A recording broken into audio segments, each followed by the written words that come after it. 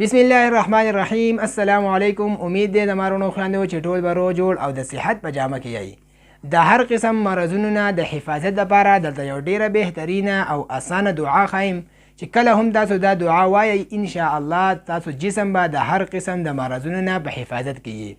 تاسو ته پته ده چې مرضونه ډیر زیات سیوا شو دي او الله پاک دې موږ د هر قسم مرض نه وساتي. دغه دعا درته وایم چې څوک هم دا دعا د سحر د مانځه نه بعد وپیري وایي نو ان شاء الله د جسم به د هر قسم د مرض نه په حفاظت کې یو ډیره اسانه او بهترینه دعا ده. نو کوشش وکړئ چې دا ویډیو تر اخره پورې وګورئ او دا دعا په یاد زده کړئ. مارونو خویندو چې څوک هم د سحر مانځه نه بعد وپیري دا وایي سبحان الله وبحمده سبحان الله العظیم لا حول ولا قوة الا بالله. یو ځل بیا واورئ سبحان الله وبحمده سبحان الله العظیم لا حول ولا قوة الا بالله. مارونو خویندو ډیره اسانه دعا ده.